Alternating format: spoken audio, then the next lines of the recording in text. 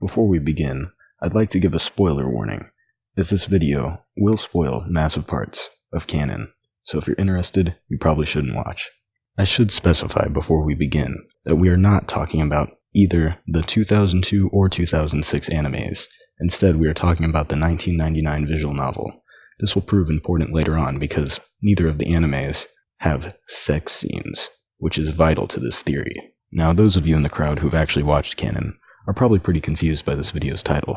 You probably don't remember there being an on-screen masturbation scene with Yuuichi.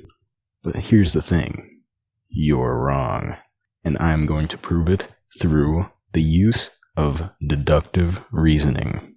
Now, if you don't know what deductive reasoning is, it's a form of logic that originated during Greek times, however was popularized during the Renaissance with René Descartes.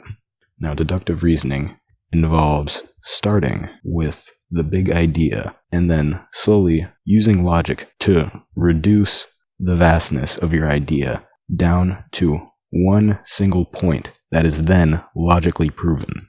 Now, in order to begin this, first, we need to understand whether or not Yuuichi is sexually active. Now, as it turns out, there are many scenes wherein Yuuichi sexually harasses the other girls, including, but not limited to, when he asks the fox lolly to buy him a porno mag, when he asks his cousin to buy him a porno mag, when he jumps into the shower with the fox lolly, twice, and last but not least, when he randomly decides to touch the samurai girl's breasts.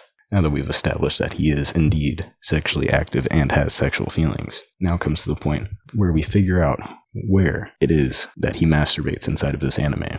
Now, while there is one scene where you're given the option to read a magazine, it is implied that the magazine is strictly non-pornographic. So we can determine that this is not a spot where Yuuichi masturbates. However, later on, Yuuichi has sex with Ayu.